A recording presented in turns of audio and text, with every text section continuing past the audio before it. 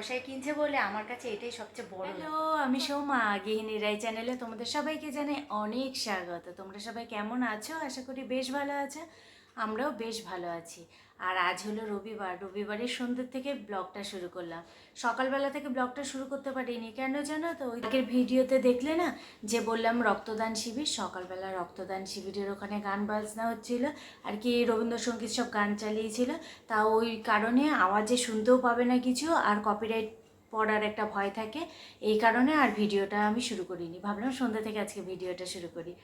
তা এখন সন্ধ্যে পুজো টুজো দিয়ে উঠলাম, এখন খাবো একটু চা। এই 4:30-র দিকে জানো তো বৃষ্টি হয়েছে। আমার তখন চোখটা সবে লেগে এসেছে, দেখছি প্রচণ্ড হাওয়া দিচ্ছে।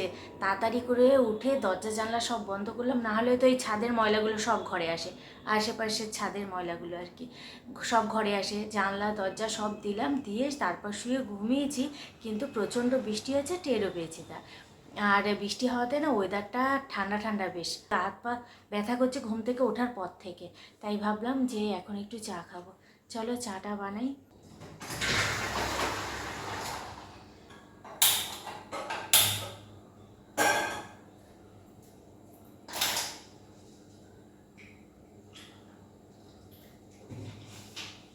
বলে নাকি জল দাঁড়িয়ে খেতে নেই, কিন্তু সবসময় কি বসে খাওয়া যায় বলো?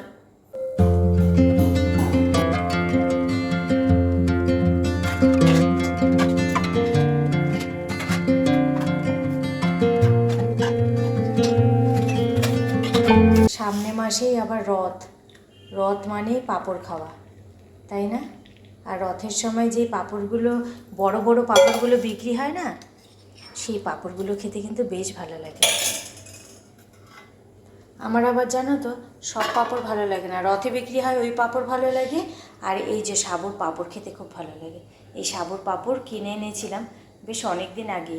এই গরমের জ্বালায় এই সাবুর পাঁপড়গুলো খাওয়াই হচ্ছিল না, তাই ভাবলাম আজ একটু ভাজি। সাবুর পাঁপড় একটু দাঁতে লেগে যায় ঠিকই, কিন্তু খেতে আমার বেশ ভালো লাগে। কে কে ভালোবাসো কমেন্ট করে বলো তো, আমার কিন্তু বেশ ভালো লাগে। সর্ষের তেলে ভেজেছি বলে পাঁপড়গুলো কেমন একটু হলদেটে হলদেটে হয়েছে, তাই না? সাদা তেলে ভাজলে পুরো সাদা হয়ে থাকে, দেখতে বেশ ভালো লাগে। লাইটটা অফ করতে পারবো না, এসে বন্ধ করতে হবে।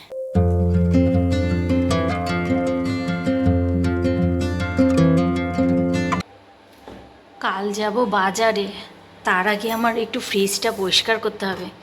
একবার ফ্রিজের মধ্যে না সমস্ত জিনিস সবজিপাতি ঢুকে গেলে আর ফ্রিজটা পরিষ্কার করা হয় না, ডিপ ক্লিন করা হয় না। সামনে দিয়ে টুকিটাকি মোছা সেগুলো তো হয়, কিন্তু ডিপ ক্লিনটা হয় না। একেবারে পেঁয়াজ রসুন যা লাগবে সব গুছিয়ে রেখে দিলাম, আর বাজারটাও শেষ। কাল যাব বাজারে, আর বাজার ঢোকানোর আগে ফ্রিজটা একটু পরিষ্কার করে নেব। ফ্রিজটা খালিই আছে, বেশি কিছু জিনিস নেই। রাই বাড়ি চলে এসছে, তারপরেই রেডি হয়ে গেলাম। কেমন লাগছে রাই? বেচারা একটা ফোন কিনবে টেনশানে, টেনশন হয়ে গেছে, টেনশন। একদম ভালো লাগে না। কেন ভালো লাগছে না? কুরকুরে খাবা? ফোন কিনতে গেলে তো মানুষের আনন্দ থাকে। ও ফার্স্ট টাইম আর কি ফোন কিডনিতে পাথর হচ্ছে, লোকের পেটে পাথর হয়, আমার কিডনিতে পাথর হবে। শোনো না, ও ফার্স্ট টাইম আর কি ফোন কিনছে নিজের পয়সা দিয়ে। আমি কোনোদিন ওকে ফোন কিনে দিইনি, আর যেইটা ও ব্যবহার করে সেটা হলো ওই যে সরকার দিতে হয় না তোমার 10,000 করে টাকা ফোন কেনার জন্য, ওটা দিয়ে কিনেছিল। আর আমি ওকে এখনও পর্যন্ত ফোন কিনে দিইনি, এখনও নিজের পয়সা উপার্জন করছে। তা 3 মাস হয়ে গেছে, ও এর আগেই কিনতে চেয়েছিল, আমি বলেছিলাম না 3 মাস হোক তারপর কিনিস। তা 3 মাস কমপ্লিট হয়ে গেছে, তাই এখন কিনতে যাচ্ছে। কিনবে বলে একটা মনের মধ্যে আনন্দ আছে ঠিকই, কিন্তু তারপরেও একটা ভয় রয়েছে যে ও ক্যাশে তো আর আমরা কিনতে পারবো না, ইনস্টলমেন্টে কিনতে হবে। আমি ক্যাশে কিনেছিলাম, মানে একবারে পেমেন্ট, কোনো ইনস্টলমেন্ট না। আগের ফোনটা তো ওরা টাকা দিয়েছিল তার জন্য। হ্যাঁ, টাকা দিয়েছিল 11,000, আর ও নিজের থেকে 1,000 টাকা দিয়েছিল, ব্যাসই।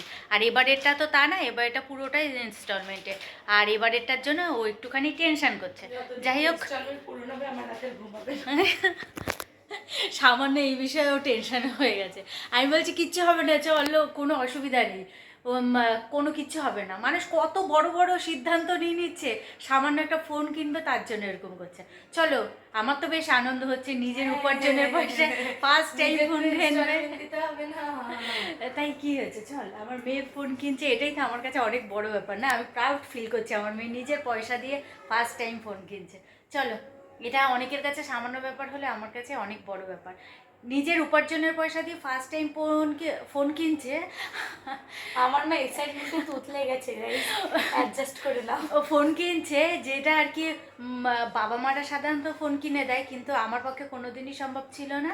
আর সেটা নিজের পয়সায় কিনছে বলে আমার কাছে এটাই সবচেয়ে বড় ব্যাপার। চল, আর বেশি কথা না, এবারে যাই, 9:45 বাজে। আমি ট্রমাটাইজ। চল, ট্রমাটাইজ। রাস্তায় কাদা প্যাচ প্যাচ করছে বৃষ্টিতে, আমাদের গেটের সামনেটা তো আরও বেশি, বুঝেছো?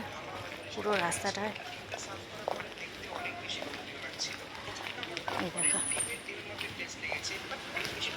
এই দেখো রক্তদান শিবির এখানে হয়েছিল, বলেছিলাম না? এই যে আমার রক্ত নিয়ে নাও তোমরা। রক্তদান শিবির। আমি না জীবনে ভাবি রক্ত দেবো, কিন্তু না, আমি না খুব ভয় পাই আমার সুচ নিজেরই ফোটাতে। রক্ত নাই শরীরে, প্রেশার লো হয় 2 দিন পর পর, আমি নাকি আমার আনন্দ হচ্ছে, ওর আনন্দ হচ্ছে না। আচ্ছা, তোর যখন আনন্দ হচ্ছে না, তুই ফোনটা আমাকে দিয়ে দিবি, আমি ব্যবহার করবো। দেখো চোখ মুখের অবস্থা, দেখো কে বলে তা দেবে না। আমার তো ভালো একটা ফোন আছে। সবাই ভাবে এই চলে এসছে একটা ব্লগার, খেয়ে দিয়ে কাজ নেই, আমি ব্লগ করা শুরু করে দেবো। বলুন, এটা তো আমার কাজ। ওরা এরকম বললেও, গালিগালাজ যদি আমার পাশ দিয়েও দিয়ে যায়, তবু আমার কিছু করার নেই, কারণ এটা আমার করতেই হবে।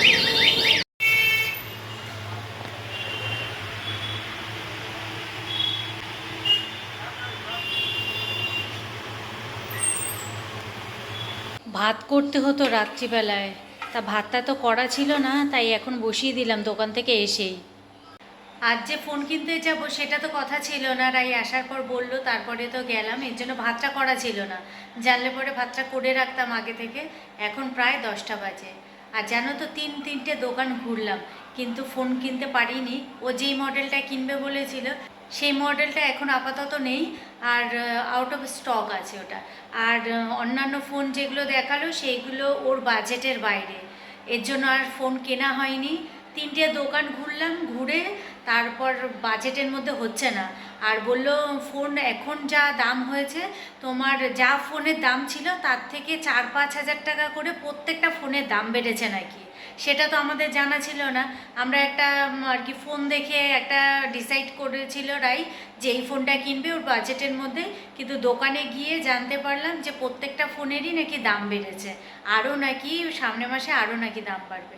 তারপর জানি না এখন ফোন কিনতে পারবে কি না ও আদৌ, দেখা যাক। ফোন কিনলে তো তোমাদের সাথে শেয়ার করবই। তার একটু মনটা খারাপ হয়ে গেছে, ফোনটা আশা করেছিল কিনবে, আর এখন বাজেটের বাইরে হয়ে গেলে কি করা যাবে বলো?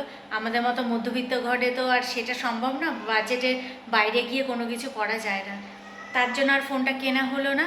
এখন দেখা যাক আবার কবে কিনতে পারে, এখন যেটা আছে সেটা দিয়ে চলুক। আর এখানে ভাত তো বসিয়ে দিলাম দেখলে, আর কি কি রান্না করেছি সেটা তোমাদেরকে পরে দেখাচ্ছি। চলো, এসে না জামা কাপড় চেঞ্জও করিনি, ভাবলাম আগে ভাতটা বসিয়ে দিই।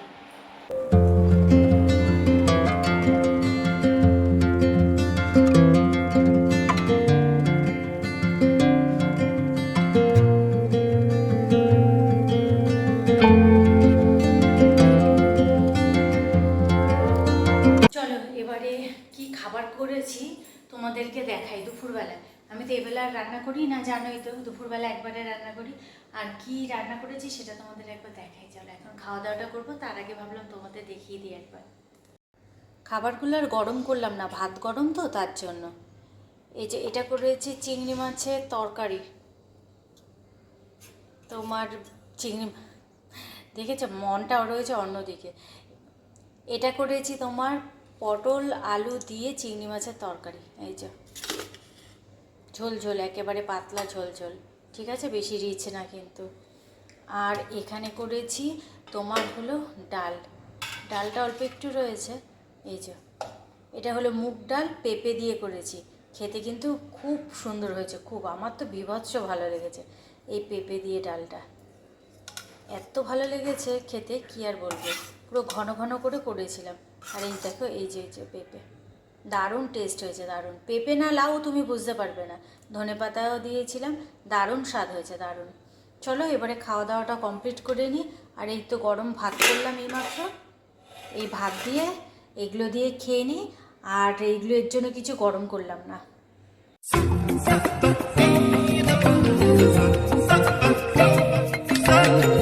তোমার কাছে ঘর বেঁধেছে সুখ পরিদের কোল, চোখ তাকালো মেঘ সরালো ইচ্ছে দিল দোল।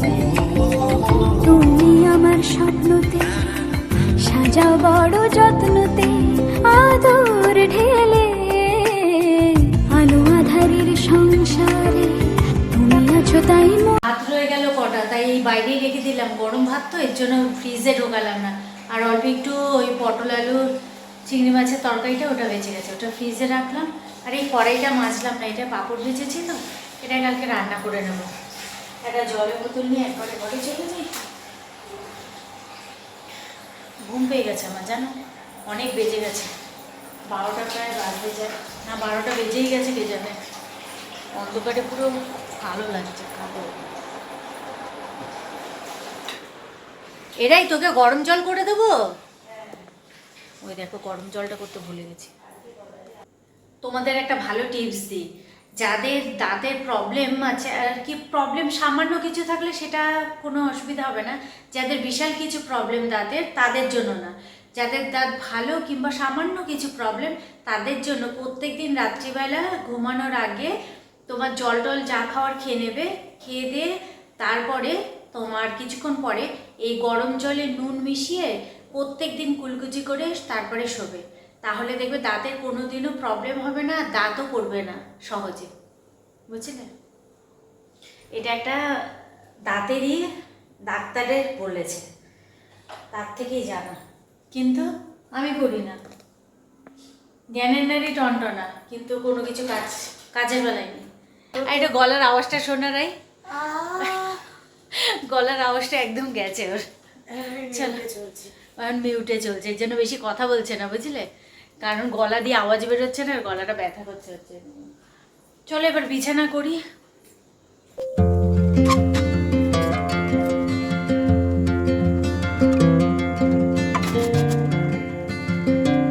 এখন বাজে 12টা 10। দেখেছো ঘড়িতে দেখা যাচ্ছে যে আমাদের ঘড়ি ফার্স্ট আছে একটু, এখন 12টা 10, রাইট টাইম হলো 12টা 10। চলো তাহলে আজকের ভিডিও এখানেই শেষ করি। এখন আর কি কাজ, এখন তো ঘুমাবো। চলো আজকের ভিডিওটা এখানেই শেষ করছি, দেখা হচ্ছে তোমাদের সাথে আবার আগামীকাল একটা নতুন ভিডিওর সঙ্গে। তোমরা সবাই ভালো থেকো, সুস্থ থেকো, সাবধানে থেকো। আর ভিডিওটা যদি ভালো লেগে থাকে তাহলে প্লিজ একটা লাইক, একটা কমেন্ট করে দিও, আর সাবস্ক্রাইব করে আমার পাশে থেকো। তাহলে চলো আজকের মতো টাটা।